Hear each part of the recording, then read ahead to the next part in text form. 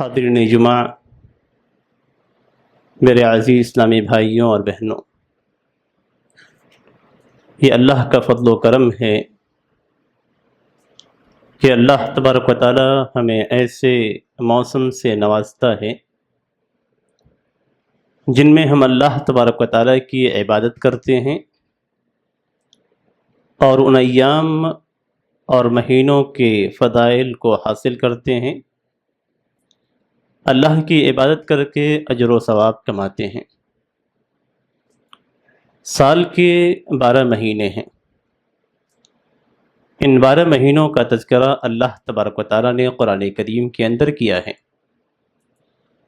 اللہ تبارک و تعالیٰ فرماتا ہے کہ ان عدۃ الشہور عند اللہ 12 شہرا فی کتاب اللہ یوم خلق السماوات والارض، کہ اللہ تبارک و تعالیٰ نے جس دن آسمان و زمین کو پیدا کیا اسی دن سے سال کے مہینوں کی تعداد رب تعالیٰ نے 12 رکھی ہے۔ منہا 4 حرم، ان میں 4 مہینے حرمت والے مہینے ہیں۔ اللہ تبارک تعالیٰ نے قرآن کریم کے اندر ان 4 مہینوں کی عظمت اور حرمت کا ذکر کیا ہے۔ یہ حرمت والے مہینے جاہلیت میں بھی تعظیم اور حرمت والے ہوا کرتے تھے۔ اہل جاہلیت ان 4 مہینوں کے اندر قتال سے، جنگ و جدال سے اپنے آپ کو اس طریقے سے روک کے رکھتے تھے کہ اگر ان مہینوں کے اندر باپ کا قاتل بھی سامنے آ جاتا تھا تو اس شخص کے ماتھے پہ شکن نہیں آتی تھی۔ یہ ان مہینوں کا احترام تھا۔ اسلام نے بھی ان مہینوں کے احترام کو باقی رکھا، اور اللہ تعالیٰ نے قرآن کریم کے اندر اس کا ذکر بھی کیا۔ یہ الگ بات ہے کہ کفار اور مشرکین عرب مہینوں میں ہیر پھیر کیا کرتے تھے، پھر جب اسلام آیا تو اسلام نے ان 4 مہینوں کی حرمت کو آپس میں باقی رکھا۔ اللہ کے رسول صلی اللہ علیہ وسلم نے خطبے کے اندر فرمایا کہ مہینہ جس طریقے سے سال پہلے چلتا تھا اسی طریقے سے آج بھی مہینوں کی تعداد اپنے اصلی حالت پہ لوٹ آئی ہے۔ ان میں 4 مہینے حرمت والے ہیں، 3 بالکل متصل ہیں، اور اس میں ایک مہینہ وہ مہینہ ہے جس سے آج ہم گزر رہے ہیں۔ قرآن کریم کے اندر اللہ تبارک و تعالیٰ نے ان مہینوں کی حرمت کے ساتھ ایک خاص بات ذکر کی ہے، فَلَا تَظْلِمُوا فِيهِنَّ أَنفُسَكُمْ، ان مہینوں کے اندر تم اپنے آپ پر ظلم نہ کرنا۔ انسان کا اپنے آپ پہ ظلم کیا ہے کہ انسان شرک میں واقع ہو جائے، انسان بدعت میں واقع ہو جائے، انسان اللہ تبارک و تعالیٰ کی معصیت میں واقع ہو جائے، یہ انسان کا اپنے نفس پر، اپنے آپ پر ظلم ہے۔ آج مسلمانوں کی حالت پہ ہم نظر ڈالتے ہیں تو ہمیں ایسا نظر آتا ہے کہ اس مہینے کی اصل حرمت، اس مہینے کی اصل سنت جو اللہ تبارک و تعالیٰ نے اور اللہ کے رسول صلی اللہ علیہ وسلم نے قرآن اور احادیث کے اندر ذکر کی ہے، ہم اسے بھول چکے ہیں، اور وہ چیز مہینہ آنے کے ساتھ ہمارے ذہن میں نہیں آتا، بلکہ مسلمانوں کی ایک بڑی تعداد ان چیزوں سے غافل ہے۔ اللہ کے رسول صلی اللہ علیہ وسلم کا اس مہینے کے تعلق سے کیا فرمان ہے کہ افضل الصیام بعد رمضان شہر اللہ المحرم، کہ رمضان کے بعد اگر کسی مہینے کے اندر روزہ رکھنا افضل ہے، اور اگر آپ کسی مہینے میں رمضان کے بعد روزہ رکھتے ہیں تو سب سے افضل مہینہ جس کے اندر نفلی روزے رکھے جائیں گے وہ اللہ کا محرم مہینہ ہے۔ اس مہینے کو اللہ کا مہینہ قرار دیا، شہر اللہ المحرم، یہ اللہ کی نسبت کی گئی ہے، اور جب کسی بھی چیز کی اللہ کی طرف نسبت کر دی جاتی ہے تو وہ چیز نہایت مشرف اور بہت بڑی ہو جاتی ہے۔ اب اپنی زبان سے کہتے ہیں بیت اللہ، خانہ کعبہ کو، ہم کہتے ہیں اللہ کے نبی، تو یہ تمام چیزیں جب ذکر کی جاتی ہیں تو اس کا مقام اور مرتبہ اسلام کے اندر بلند ہو جاتا ہے۔ اسی سے ہم اندازہ کر سکتے ہیں کہ محرم کے جس مہینے کا تذکرہ آپ کے سامنے رکھا جا رہا ہے، محرم کا یہ مہینہ جو ہمارے پاس آ چکا ہے، اس مہینے کو اللہ کے رسول صلی اللہ علیہ وسلم نے اللہ کا مہینہ قرار دیا۔ یہ وہ مہینہ ہے جس کے روزوں کو اللہ تبارک و تعالیٰ نے سب سے بہترین روزہ قرار دیا ہے رمضان مبارک کے بعد۔ رمضان کے مہینے کا روزہ ہمارے اوپر فرض ہے، لیکن اگر اس کے بعد کسی مہینے میں روزہ رکھنا زیادہ افضل ہے تو یہ وہ مہینہ ہے۔ تعجب کی بات تو یہی ہے کہ مسلمانوں کی اکثریت اس چیز کو نہیں جانتی، مسلمانوں کی اکثریت اس بات کو نہیں جانتی ہے۔ مسلمانوں میں اکثر مسلمان یہ سمجھتے ہیں کہ صرف عاشورہ کی مناسبت سے روزہ رکھ لیا جائے اور یہ روزہ کافی ہے۔ ہم یہ بھی جانتے ہیں کہ پچھلے مہینے میں جب ذی الحجہ کے شروع کے 10 دن ہوئے تو ان کے فضائل کے تعلق سے ہمیں معلوم ہوا کہ اس کی بڑی فضیلت ہے اور ان ایام کے اندر ہمیں مختلف عبادات کرنی چاہیے۔ لیکن ذی الحجہ کا مہینہ اپنے عشر ذی الحجہ کے ساتھ، اپنی قربانیوں کے ساتھ ختم ہوا، ایک نیا مہینہ نئے انداز سے شروع ہو گیا۔ یہ نیا مہینہ جو سال کا پہلا مہینہ ہے، اس مہینے کے اندر سب سے افضل چیز اللہ تبارک و تعالیٰ کے لیے روزہ رکھنا ہے، اور اس کے عاشورہ کے روزے کی فضیلت بھی اللہ کے رسول صلی اللہ علیہ وسلم نے ذکر کی ہے۔ عاشورہ کا روزہ یعنی 10 محرم کا روزہ۔ 10 محرم کے روزے کے تعلق سے حدیث کے اندر آتا ہے کہ اللہ کے رسول صلی اللہ علیہ وسلم مکہ مکرمہ کے اندر عاشورہ کا روزہ رکھتے تھے۔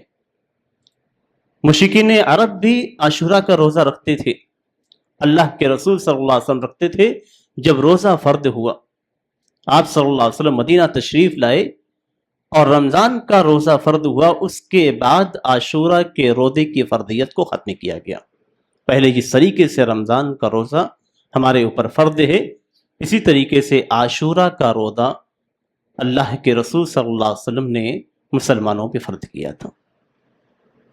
یہاں تک کہ نبی اکرم صلی اللہ علیہ وسلم جب مدینہ تشریف لائے تو آپ نے انصار کے علاقوں میں یہ اعلان کر دیا کہ اس دن اگر کوئی شخص روزے سے ہے تو اپنا روزہ مکمل کر لے، اور اگر کوئی شخص روزے سے نہیں ہے، صبح اٹھ کر کھا لیا ہے، تو اسے چاہیے کہ دن کے بقیہ حصے میں روزہ رکھ لے۔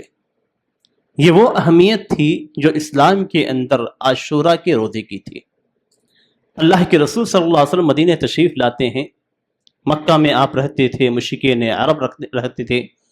مدینہ تشریف لانے کے بعد دیکھتے ہیں کہ یہود اس دن کی بڑی تعظیم کرتے ہیں، اس دن کو بہت بڑا سمجھتے ہیں، اس دن کو عید کے طور پہ مناتے ہیں۔ اس دن یہ باہر نکلتے ہیں، کھیلتے ہیں اور اپنے مذہبی شعار کا اظہار کرتے ہیں۔ اللہ کے رسول صلی اللہ علیہ وسلم نے یہود سے پوچھا کہ کیا بات ہے؟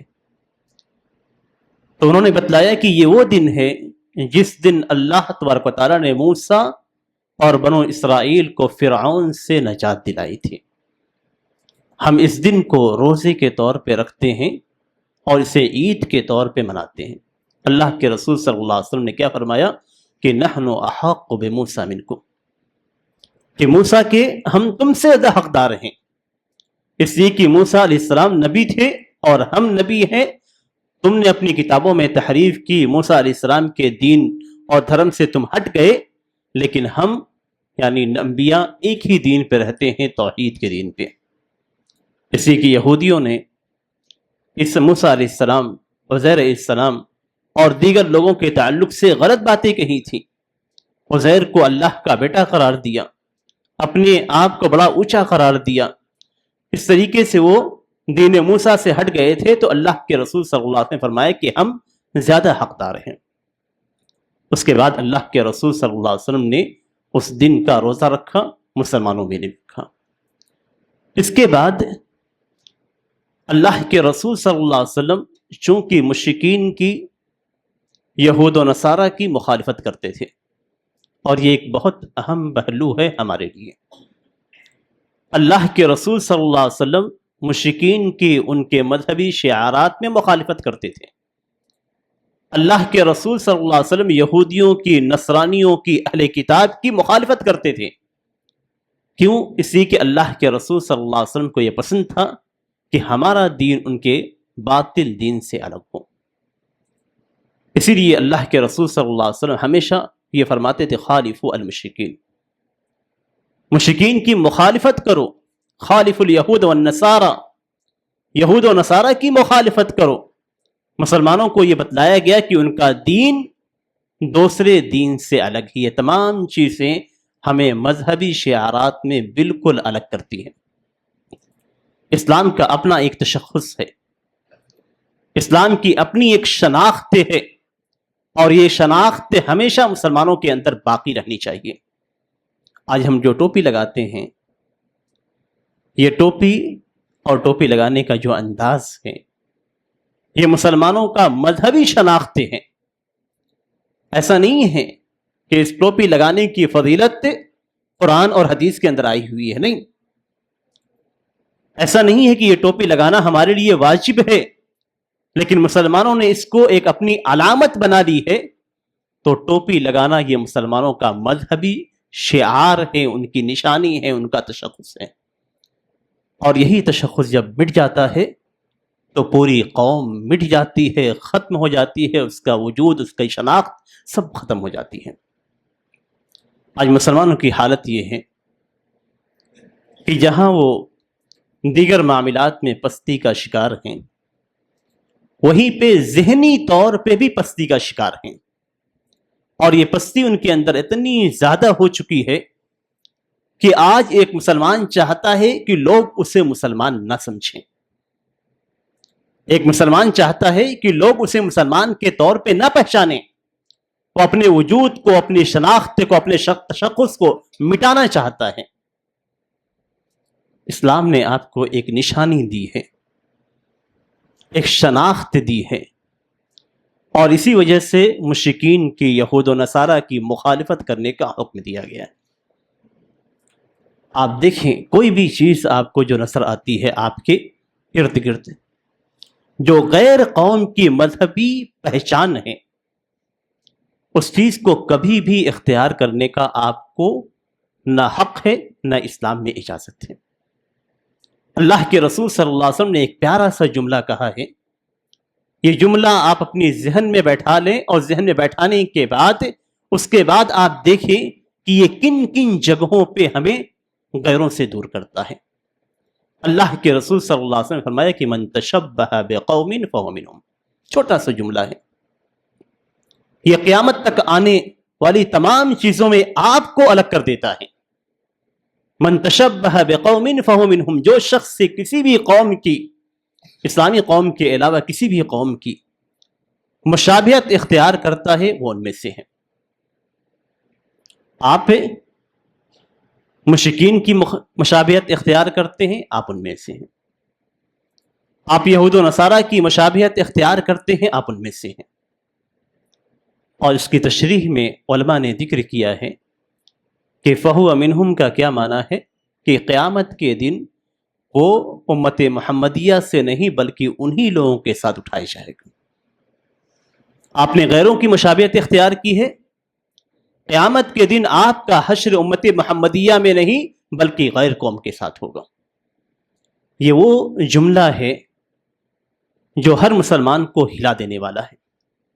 ایمان آپ کے اندر ہے، آپ اللہ پر ایمان رکھتے ہیں، رسول پر ایمان رکھتے ہیں، اسلام پر عمل کرتے ہیں، لیکن آپ اگر غیروں کی مشابہت اختیار کرتے ہیں تو قیامت کے دن آپ کا حشر امت محمدیہ میں نہیں، نبی اکرم صلی اللہ علیہ وسلم کی قوم میں نہیں بلکہ دوسری قوم کے اندر ہوگا۔ آج آپ نے کبھی غور کیا ہے، آج مسلمانوں کے اندر اتنی مشابہت پائی جاتی ہے اتنے معاملات کے اندر کہ آپ تصور نہیں کر سکتے ہیں۔ غیروں کے مذہبی رنگ کو مسلمان اختیار کرتے ہیں، انہیں احساس بھی نہیں ہوتا۔ کتنی چیزیں آپ اپنے گھروں کے اندر دیکھیے آپ خود ایک بار نظر ڈالیے اپنے گھر کے اندر جو موجود چیزیں ہیں، بچوں کی کتابوں اور بیگ سے لے کر دیگر چیزوں تک، جس پہ غیر قوموں کے مذہبی نشانات آپ کو ملیں گے۔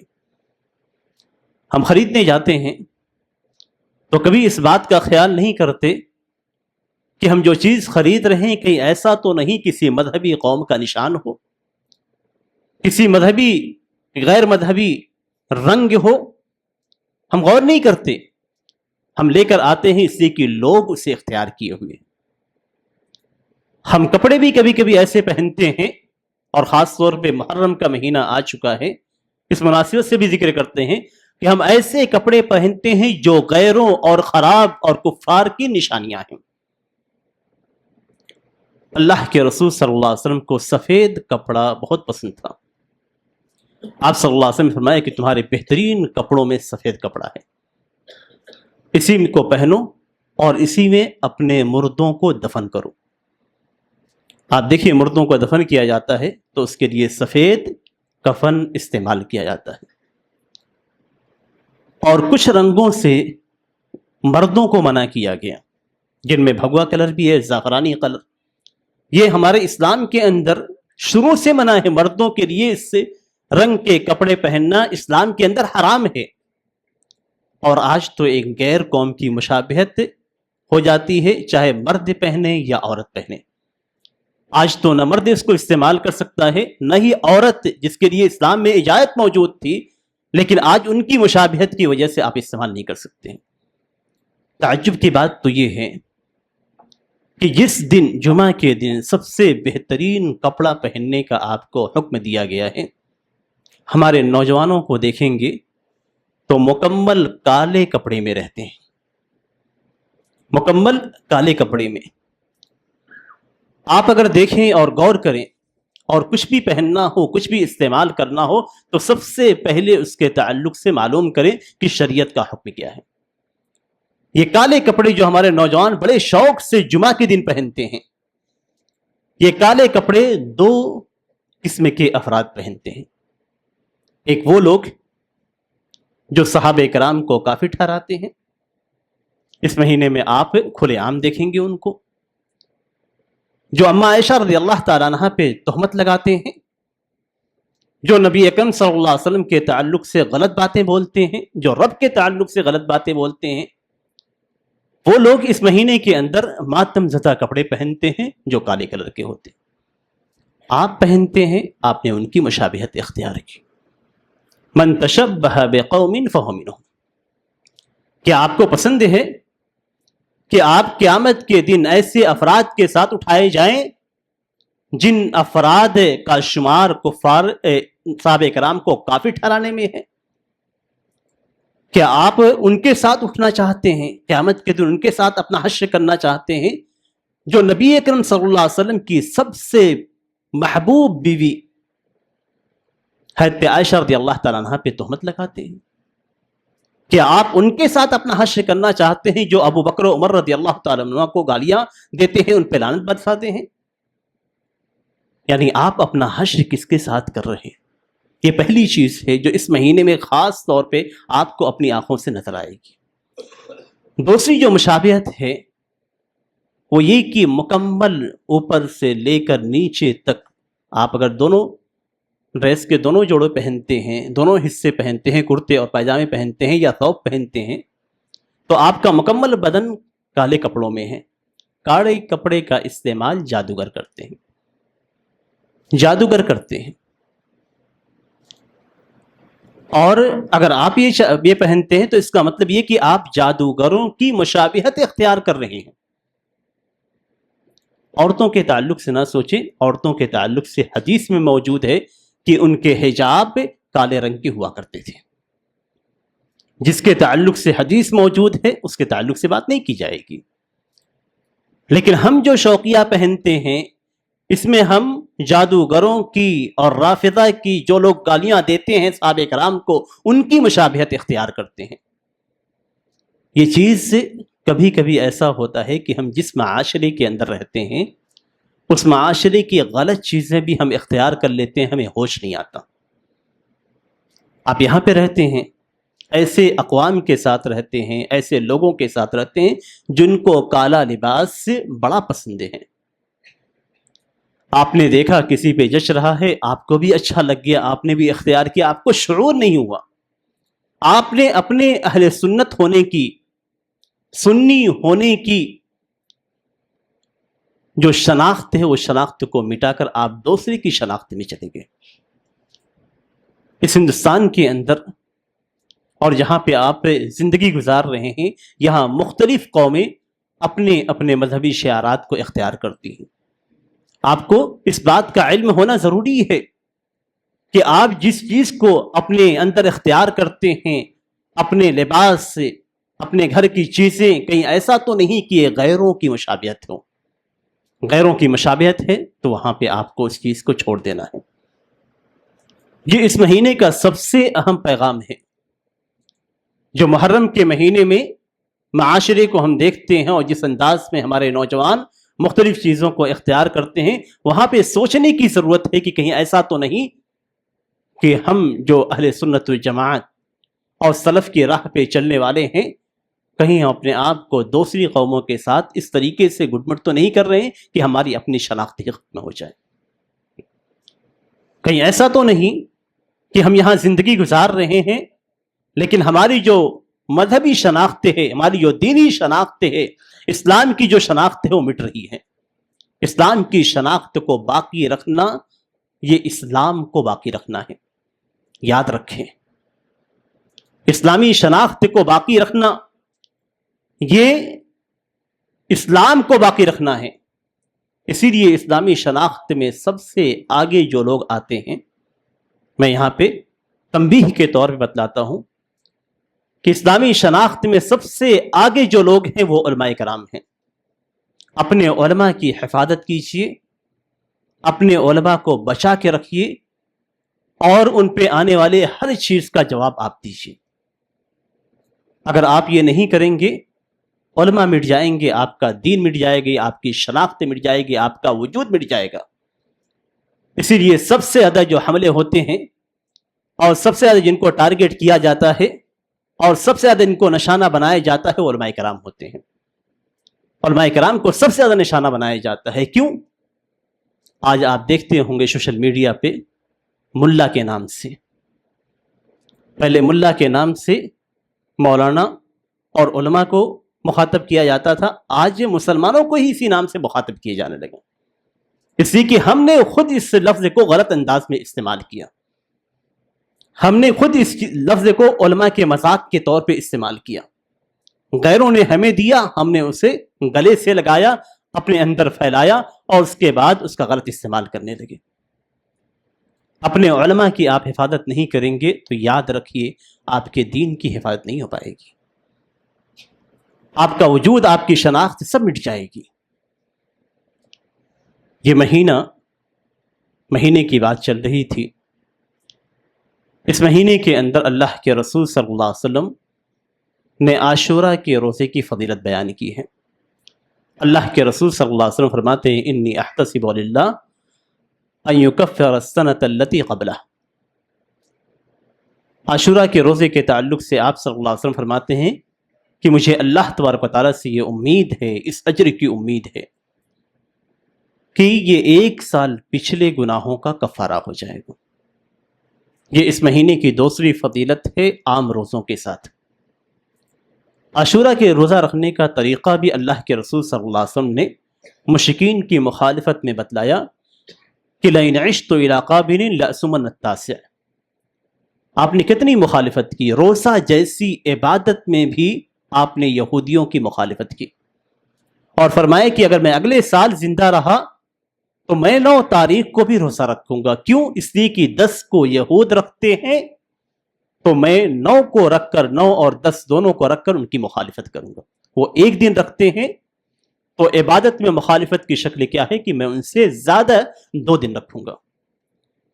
اور اس تعلق سے حکم بن عارج رحمہ اللہ کہتے ہیں کہ میں حضرت ابن عباس رضی اللہ تعالیٰ عنہ کے پاس گیا اور وہ زمزم کے کنویں کے پاس اپنی چادر کو تکیہ بنا کے بیٹھے ہوئے تھے۔ تو میں نے ان سے کہا کہ عاشورہ کا روزہ کس طریقے سے رکھیں گے؟ تو انہوں نے کہا کہ جب تمہیں چاند نظر آ جائے تو اس کے بعد، محرم کا چاند نظر آ جائے تو اس کے بعد گنتی شروع کر دو، اور 90 دن تم روزے سے رہو، یعنی 9 محرم کو تمہارا روزہ ہونا چاہیے۔ حکم بن عارج کہتے ہیں کہ میں نے ابن عباس رضی اللہ تعالیٰ عنہ سے پوچھا کہ کیا اسی طریقے سے اللہ کے رسول صلی اللہ علیہ وسلم روزہ رکھتے تھے؟ تو انہوں نے کہا کہ ہاں، یعنی اللہ کے رسول صلی اللہ علیہ وسلم نے روزہ نہیں رکھا 9 تاریخ کو، لیکن آپ صلی اللہ علیہ وسلم کا جو حکم تھا وہ آپ کے عمل کرنے کی طرح تھا۔ یعنی آپ نے یہ کہا کہ اگر میں اگلے سال زندہ رہا تو میں 9 تاریخ کو بھی رکھوں گا، تو آپ کا یہ ارادہ آپ کے عمل کرنے جیسا ہے، اس لیے جب 9 تاریخ ہو جائے تو 9 تاریخ کو بھی روزہ رکھا جائے اور 10 تاریخ کو بھی روزہ رکھا جائے۔ اور اس سلسلے میں ایک ضعیف روایت ہے جس میں خاص طور پہ یہ کہا گیا ہے کہ خالف الیہود، یہودیوں کی مخالفت کرو، لیکن بعض علماء نے اس حدیث کو ضعیف قرار دیا ہے، لیکن اس کے باوجود احادیث کے اندر جو حکم دیا گیا ہے ان احادیث سے یہ ثابت ہوتا ہے کہ آپ صلی اللہ علیہ وسلم نے یہود کی مخالفت کا حکم دیا ہے۔ 9 تاریخ کو روزہ رکھا جائے گا، 10 تاریخ کو۔ یہ مہینہ ایسا مہینہ ہے جس میں افسوس کے ساتھ ایک بڑے ہی حادثے کا ذکر کیا جاتا ہے جو حضرت حسین رضی اللہ تعالیٰ عنہ کی شہادت سے متعلق ہے۔ یہ واقعہ اسلامی تاریخ کا ایسا تاریخ واقعہ ہے کہ جس کے تعلق سے روایات اتنی زیادہ ہیں اور اتنی غلط بھی ہیں کہ تمیز کرنا بہت مشکل ہے۔ آپ کس روایت کو لیں گے، کس کو برا بھلا کہیں گے، کس پہ حضرت حسین رضی اللہ تعالیٰ عنہ کی شہادت کا الزام ڈالیں گے، کس کو آپ اس سے بری قرار دیں گے، اس تعلق سے اتنی روایتیں ہیں اور اتنی غلط روایتیں بھی، جھوٹی روایتیں بھی شامل کر دی گئی ہیں کہ تمیز کرنا بہت مشکل ہے۔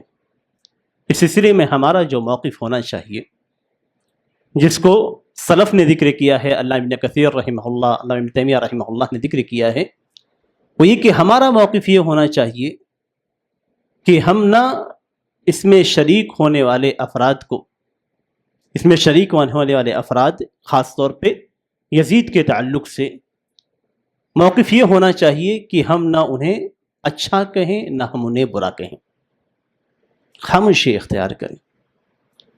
یہ شہادت کا واقعہ ہے جس پہ ہم صرف انا للہ و انا الیہ راجعون پڑھیں۔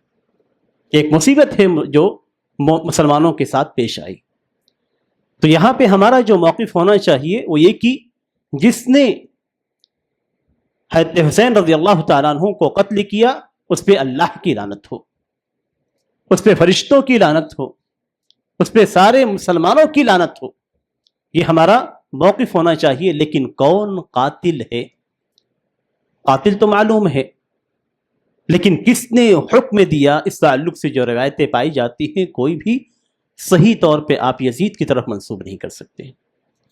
اس لیے اس پورے قتل کے واقعے کو یزید کے ساتھ جوڑ کر ایک صحابی کے بیٹے سے حد درجہ نفرت کرنا یہ اسلامی طریقہ نہیں ہے۔ ایک صحابی کے بیٹے کو اس میں ملوث کر کے اس کی جانب جھوٹی روایتیں منسوب کرنا یہ غلط ہے، اس لیے کہ جو کچھ بھی آپ کہیں گے اس کی صرف 2 ہی صورتیں ہوں گی۔ پہلی صورت تو یہ ہے کہ آپ کسی کی غیبت کر رہے ہیں۔ غیبت کیا ہے؟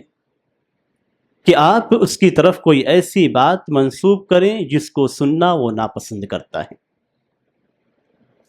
اور یزید کے تعلق سے جو روایتیں ہیں ان روایتوں کے اندر جو صحیح روایتیں ہیں جسے علامہ ابن کثیر رحمہ اللہ وغیرہ نے ذکر کیا ہے وہ یہ کہ پوری عزت اور احترام کے ساتھ یزید نے حضرت حسین رضی اللہ تعالیٰ عنہ کے خاندان کے وہ افراد جو زندہ بچ گئے تھے ان کو پورے عزت و احترام کے ساتھ مدینہ پہنچایا،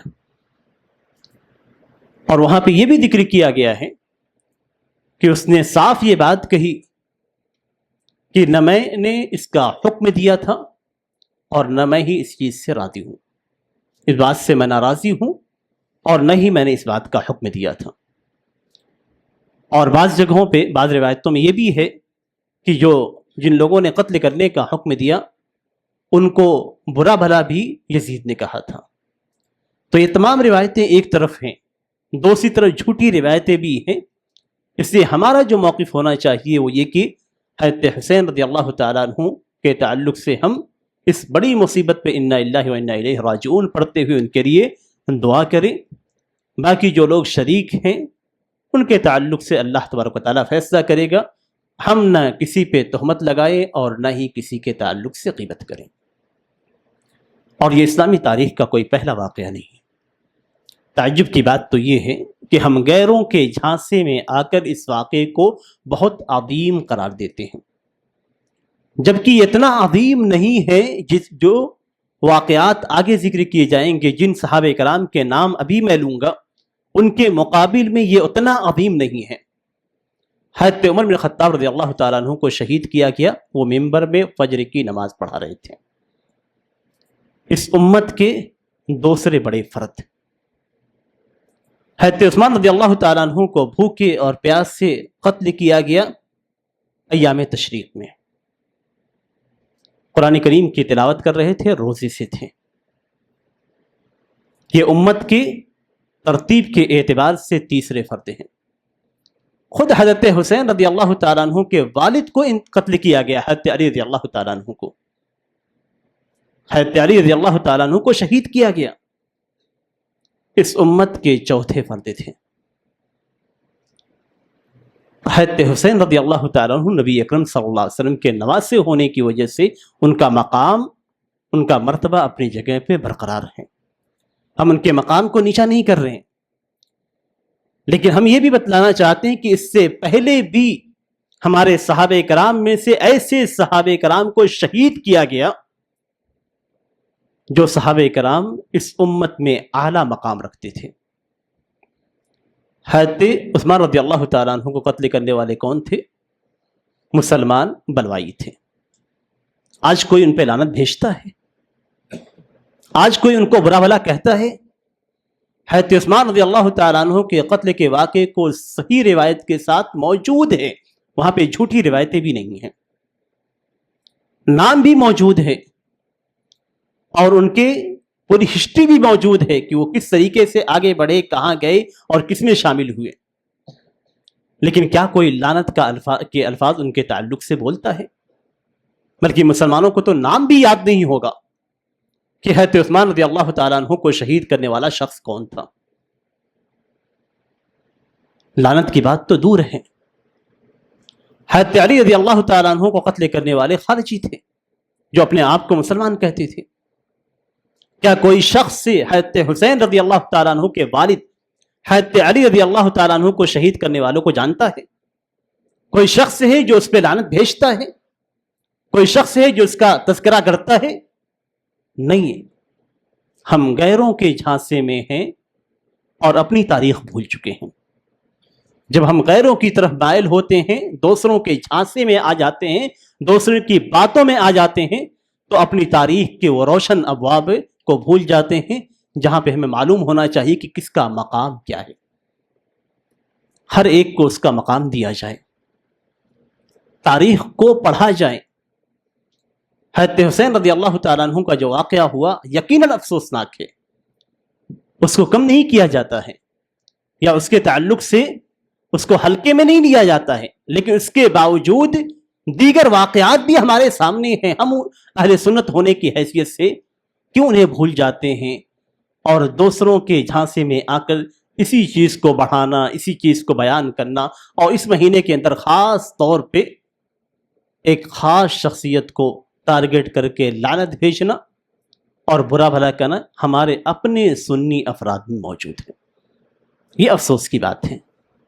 ہمیں چاہیے کہ انصاف سے کام لیں، اور اگر آپ انصاف چاہتے ہیں تو سب سے پہلے دیکھیں کہ حضرت عمر رضی اللہ تعالیٰ عنہ کو شہید کرنے والا شخص کون تھا، اس کے مزار کو کہاں بنایا گیا، اس کے مزار کی زیارت کون لوگ کرتے ہیں، کن کی کتابوں میں اس کو شجاع الدین، دین کا بہادر شخص کہا گیا ہے۔